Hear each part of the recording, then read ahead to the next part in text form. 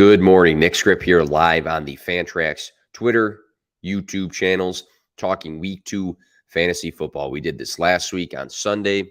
Scheduling just did it again on Saturday morning. Just want to look at each game and highlight players from those games that we can apply certain matchup data to when it comes to fantasy football and DFS. So let's get into that and stick with us.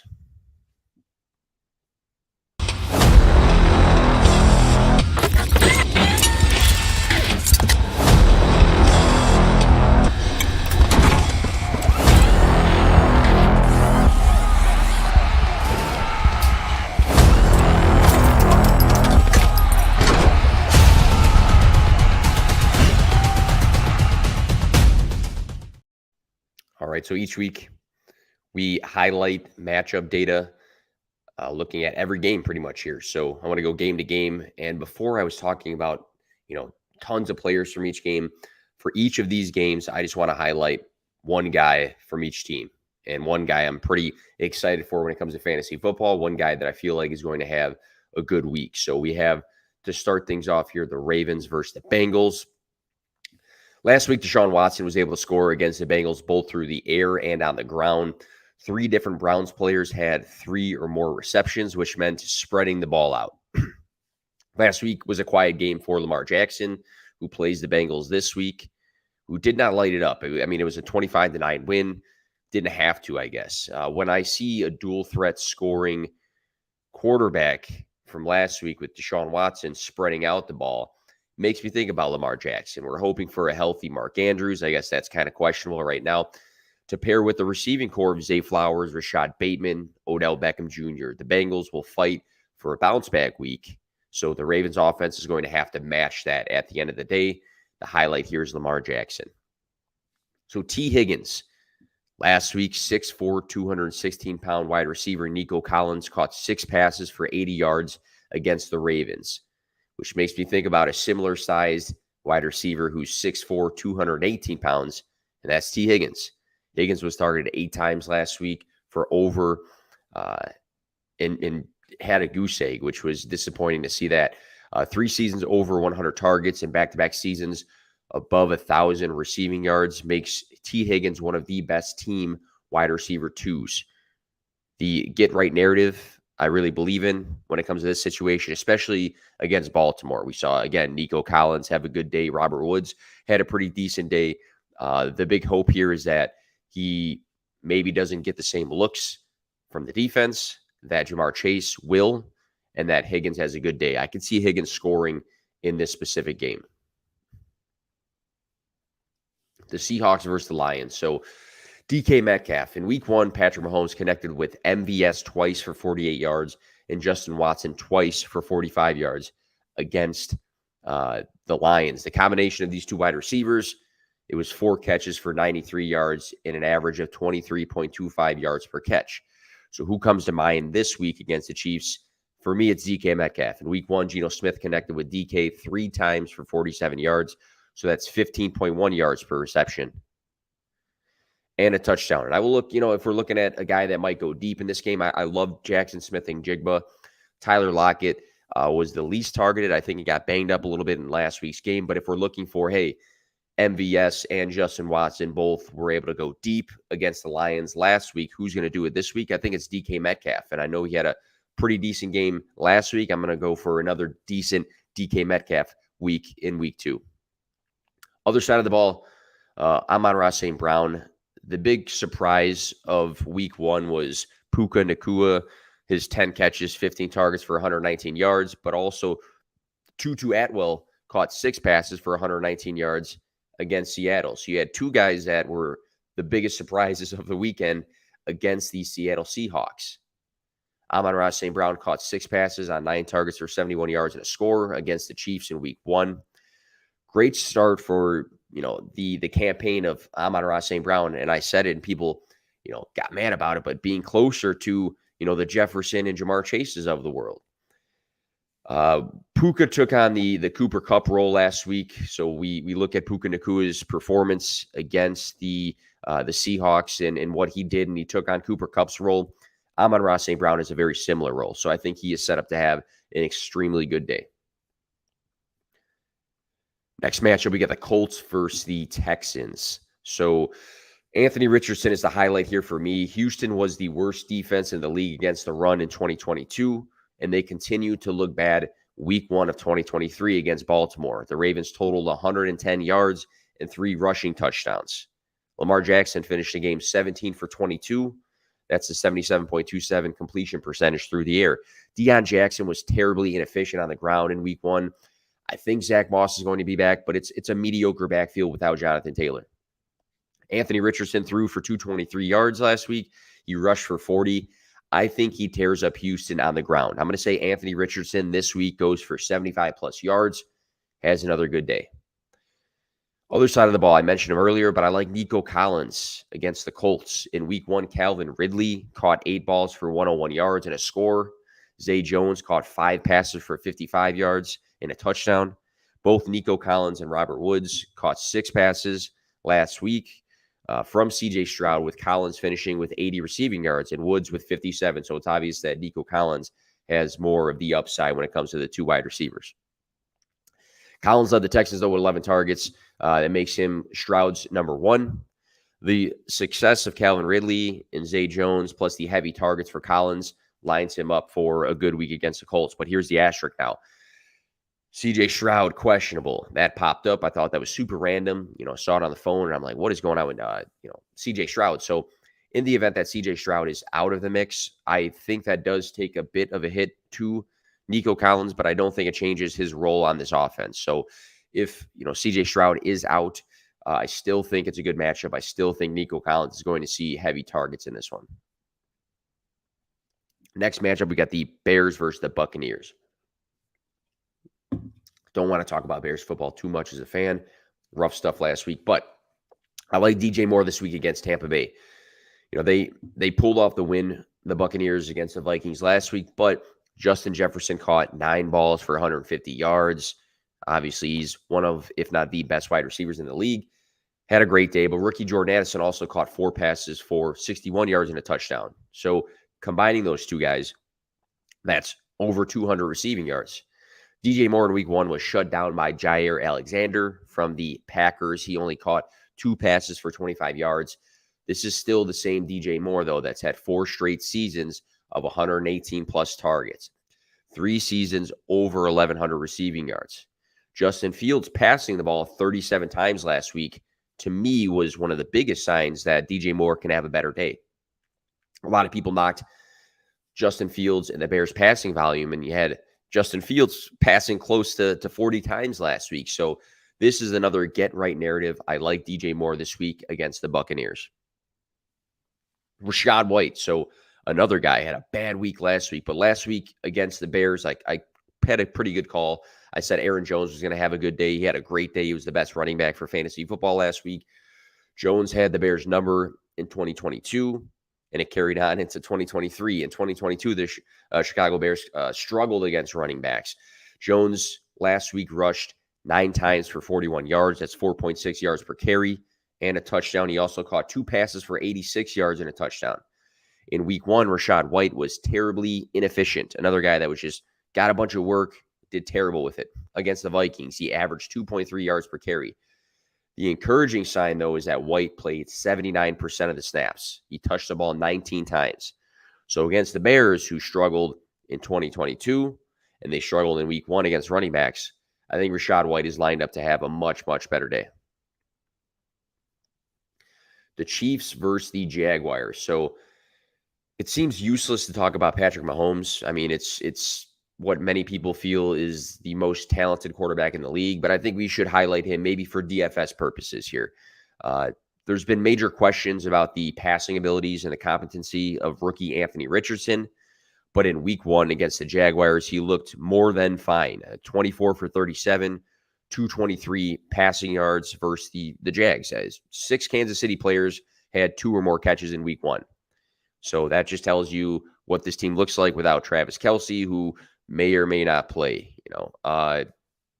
Week 1 with running back Isaiah Pacheco, he was the leader in catches. It was with 4. So Patrick Mahomes this season, I feel like when Travis Kelce comes back, obviously that's going to be his guy. Like we all know that.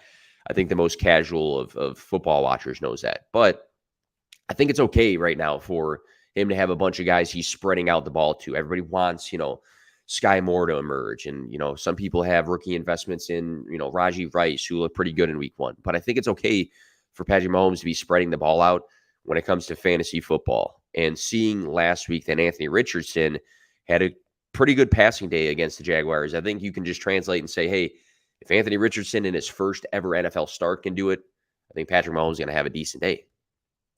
Other side of the ball, Travis Etienne. In Detroit's win over the Chiefs, David Montgomery rushed for 74 yards and a touchdown. Rookie Jahmyr Gibbs averaged 6 yards per carry, so good numbers on the ground. One guy racked up, the other guy was efficient. It was effective when it came to rushing against the Chiefs. Travis Etienne rushed for 77 yards and a touchdown, and he caught 5 balls last week. Many people would wonder, like, what's Tank Bigsby's role going to be, an impact going to be on Travis Etienne's workload? But it was clear that Travis Etienne is this team's RB1. He touched the ball 23 times. Tank Bigsby touched the ball 7 times. So there's not really a close difference right there. Etienne played 80% of the snaps. So that, again, just shows you, hey, I'm the guy in this system. Good week one. And I think in week 2, he's got a solid opportunity against the Chiefs. The Packers versus the Falcons now. So Luke Musgrave, I want to highlight him.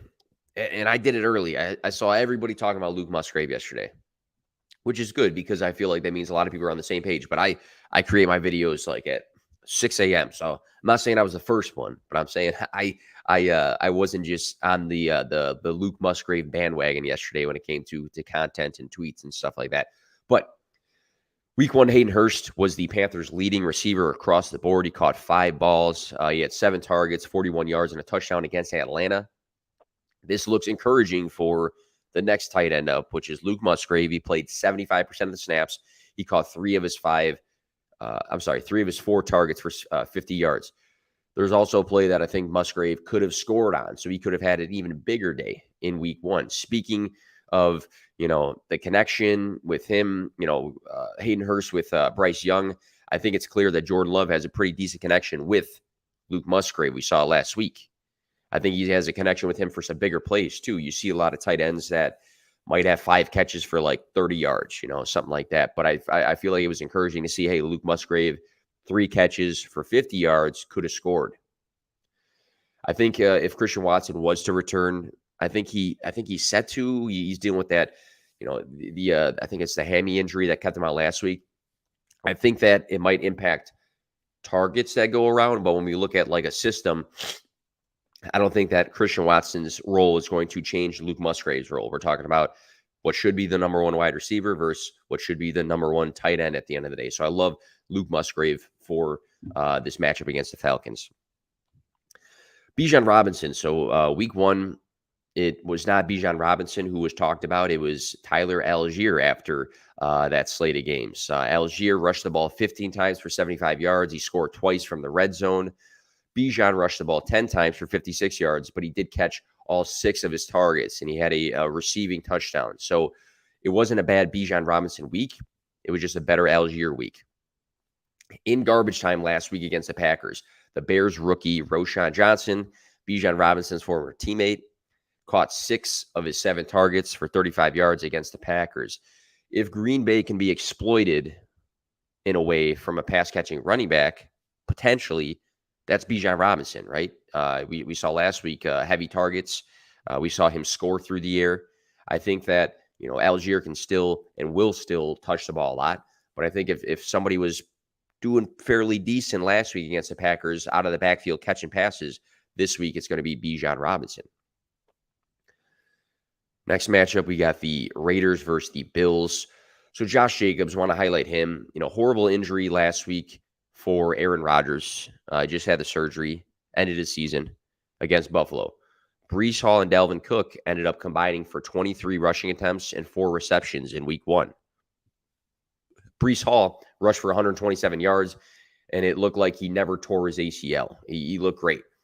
This is encouraging for Josh Jacobs, who only rushed for 48 yards, but he still attempted 19 rushing attempts. He finished with 21 total touches. So Josh Jacobs, still workhorse numbers. He was last year's rushing leader. So Brees Hall tearing up the Bills. Good sign for Josh Jacobs to get back on track of running to a high level. I won't. Other side of the ball, Dalton Kincaid. The Broncos put up 16 points against the Raiders last week, with the passing game being very spread out. Tight end Greg Dulcich ended up getting banged up. He's not. I think he's going to miss this week again. That resulted in a bump in Adam Troutman's role. So those two tight ends combined for the Broncos against the Raiders was seven catches. So pretty decent involvement for the tight end position. Dalton Kincaid was on the field for 80% of the snaps in week 1, which was great. That's a good sign. Also, though, Dawson Knox was on the field for 84%. So they played with both of those tight ends out there basically for most of the game. Both tight ends split in targets 4-4. Knox had more receiving yards by a yard, 26-25. Not good for either one of them. Both tight ends will continue to be on the field, but I think that it's going to be Dalton Kincaid who gets more and more of that target share.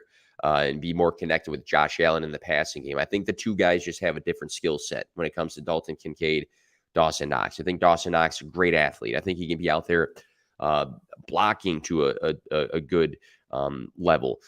So I think week 2 in this matchup, just seeing, again, Greg Dulcich and Adam Troutman, them combined for 7 catches. Dalton Kincaid behind the field a lot week 1. I think that he is set up to have a leap potentially in week 2. The Chargers versus the Titans. So I want to talk about Mike Williams. And I talked about him last week, but I think he left the game a little early. But I love Mike Williams this week against the Titans. The Titans were an extremely friendly defense against wide receivers in 2022. And it carried into 2023, week 1 against the Saints. Chris Olave caught 8 passes for 112 yards, 14 yards per catch.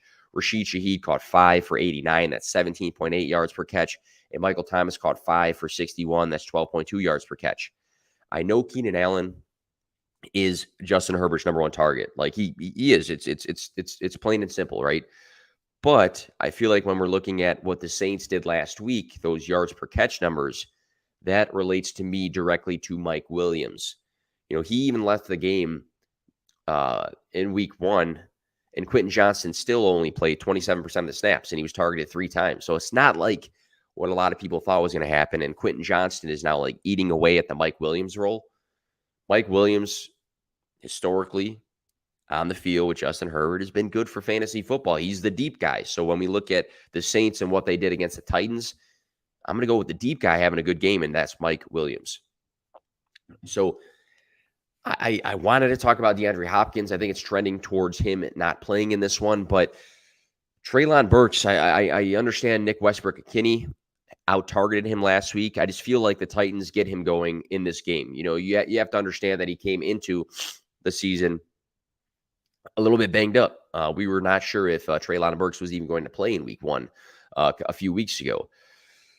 Tua Tagovailoa to Tyreek Hill, that was the highlight of the week last week when we look at, fantasy football and just plain out stats. 466 passing yards and 3 passing touchdowns for Tua, 215 yards and 2 touchdowns going to Hill.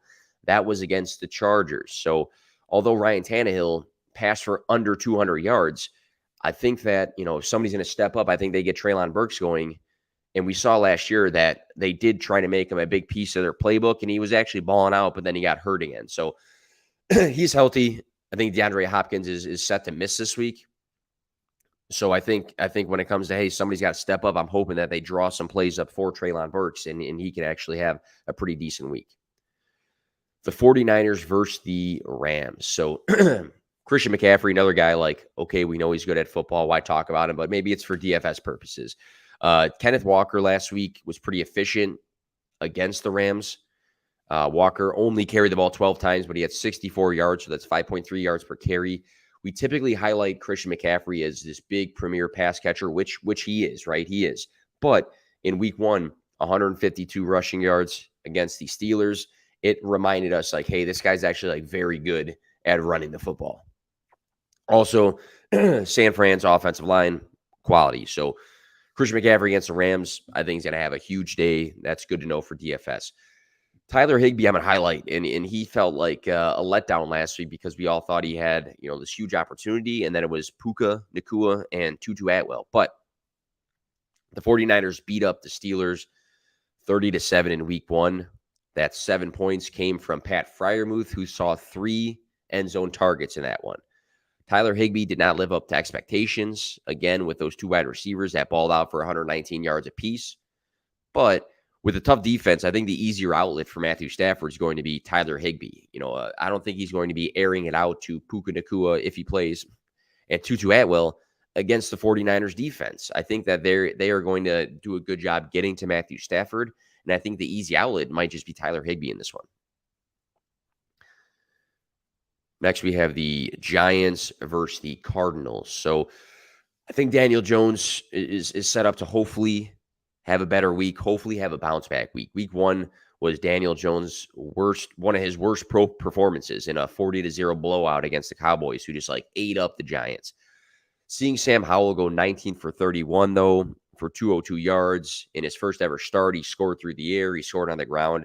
I think that's pretty encouraging for Daniel Jones to have a better day against Arizona, who might just be one of the worst rosters in the NFL. So we know that Jones has that dual threat ability to a higher extent than Sam Howell does. I like him against the Cardinals this week. Other side of the ball, James Conner, the defense and the special teams, that was the MVPs when it came to the blowout last week against the Giants. Tony Pollard, though, was very efficient in that game. He carried the ball 14 times for 70 yards, and he had 2 touchdowns. So now we just insert James Conner into Tony Pollard's role as a team's workhorse back. I think it could be a good fantasy week. It wasn't for James Conner last week, but he did touch the ball 19 times. So James Conner is one of the probably cheapest workhorses in fantasy football. 19 plus touches at 84% of the snaps. I think that just says that right there. And when we are looking at Arizona, I think they're a team that, again, is probably not going to be very good, for one. And for two, is a team that is probably going to run James Conner into the ground. I don't think they have 3-year aspirations for James Conner. I think they're going to be like, hey, we're not very good. Joshua Dobbs is the starter. Let's run James Conner into the ground. The Jets versus the Cowboys. So Dalvin Cook, I'm gonna highlight Dalvin Cook. I want you to hear me out on this. So a lot of people were kind of iffy. A lot of people are saying it's going to be a huge Breece Hall week. I think a little bit differently. Should the Cowboys have another blowout in this game? And some people are like, well, the Jets defense is too good. Cowboys offense is good. If this turns into a blowout, I mean, this is a Zach Wilson-led offense. This might be the week that the Jets just look at their roster and say, hey, I wanna compete. I think our team's good enough. We can't have Zach Wilson as a quarterback. This might be the week. But I doubt they overutilize Breece Hall in this one if it turns into an ugly game. Hall tore his ACL last year. I know he was good. In week one. But even last week, Dalvin Cook, 16 touches, Hall, 11. So there was a difference, maybe even a slight one, in Dalvin Cook and Breece Hall's total touching volume. And I guess it's an and thing. And, this is a game that could be ugly. So I think if they're going to overutilize somebody in garbage time, it's going to be Dalvin Cook. And maybe Dalvin Cook sneaks into the end zone. Maybe Dalvin Cook gets enough touches to result in a decent fantasy day. So I feel like Dalvin Cook is the actual better play in this game. Jake Ferguson, though, on the other side of the ball. Week one, Josh Allen targeted tight ends Dalton Kincaid and Dawson Knox a combined 8 times. So I mentioned that earlier, that they both caught a combined 7 passes. In week one, Jake Ferguson didn't do anything special, but it's important to note that he was targeted 7 times, and that was more than CeeDee Lamb and Brandon Cooks. Cooks just popped up on the injury report. I think he's going to miss this week. If Jake Ferguson's getting consistent looks from Dak Prescott, and last week, Dalton Kincaid and Dawson Knox had consistent looks against the Jets, I think 2 plus 2 is Jake Ferguson potentially having a good day. I think we have 2 more games here. The Commanders versus the Broncos. So I want to highlight Jahan Dotson. It was a Jacoby Myers good week last week against the Broncos. He caught 9 passes for 81 yards and 2 touchdowns. Devontae Adams caught 6 passes for 66 yards as well.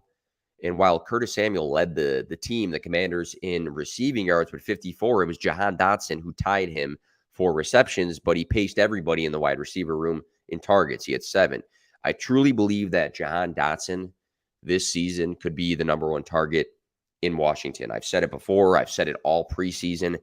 It's not a knock on Terry McLaurin. It's just me saying I think Jahan Dotson's very good at football. I mean, there's many things that kind of back that at the end of the day. And you look at preseason, Sam Howell looked very well connected with Jahan Dotson. I think week 2 could be the Dotson week, the week that we say, hey, you know what? This guy had flashes as a rookie. He's healthy. He's going to be a stud, and I think he studs out against the Broncos. Javonte Williams, other side of the ball. So week 1, the Commanders beat the Cardinals 20-16. It was not much offense from Arizona. James Conner, though, did rush for 62 yards on 14 carries for 4.4 yards per carry, and he caught 5 passes. So I talked about James Conner before. He was a guy getting plenty of touches, and he was pretty productive, just obviously didn't score tons of fantasy points or a touchdown. This makes me instantly think about Javonte Williams, though, who averaged 4 yards per carry and was targeted 6 times in week 1. Williams' snap percentage was at 45%, but 17 touches for a running back, I feel like is plenty, especially when we weren't sure if he was going to play a lot in week 1. So should he stay involved in the passing game, even with Samaje Perine on the roster? I think that is a great sign for Javonte Williams. You know, we were unsure, is he going to play a lot? Week 1, is he going to play at all? You know, 2 months ago, we were probably thinking, like, is he going to play at all week 1? Is Samaje Perine going to eat up all the passing volume? We had a lot of these questions, and I think some of them were answered. I was a disbeliever of Javonte Williams coming into the season, but if he's going to get the work like that, I think there's more to be optimistic about. The Dolphins versus the Patriots. This is going to be our Sunday night football game and our last game we talk about here. Jalen Waddle, another guy I'm going to say get right game. Jalen Waddle. Both A.J. Brown and Devonta Smith caught 6 balls for 10 targets, with Brown going for 79 yards and Smith going for 47 and a touchdown last week. So they were good against the Patriots. Last week, Tyreek Hill put the league on notice, 215 receiving yards and 2 touchdowns. Jalen Waddle, I feel like, fell into Tyreek Hill's shadow, and I think he does fairly often. Even though he himself had 78 yards, Waddle had 19.5 yards per reception. So that's very typical of Jalen Waddle. You know, high yards per reception, high productivity with what he gets. He's coming off of a 1,300-plus yard season. I think he has a good connection with Tua. I think week 2 is going to be a week where we see both guys, Tyreek Hill and Jalen Waddle, have a good day. I think Jalen Waddle has the chance to have a real nice get right game in week 2 against the Patriots, especially seeing that both A.J. Brown and Devonta Smith had good days and were highly targeted against the Patriots last week. Other side of the ball, Ramondre Stevenson. In week 1, Austin Eckler rushed for 117 yards and a touchdown, which is not the upside we typically tie to Austin Eckler. I mean, he's typically just like this elite pass-catching running back, but he had 117 yards on the ground. Joshua Kelly also ran for 91 yards and a touchdown. So while, you know, Ramondre Stevenson and Ezekiel Elliott both had work, it was 18-11 when it came to touches. Stevenson displayed his upside, his typical upside through the air. He had 64 yards through the air last week. He wasn't super efficient on the ground, but his 12 to Zeke's 7 carries, I think, gives him more opportunities at the end of the day. So I know that Zeke's going to continue to eat into work, but I think Ramondre is lined up for a pretty good day here. So that'll do it for the Twitter. That'll do it for the Twitter and the YouTube streams. Good luck this week. Make sure you are following the Fantrax page. I think I'm going to head over to TikTok, answer a couple questions, and have a good weekend, guys.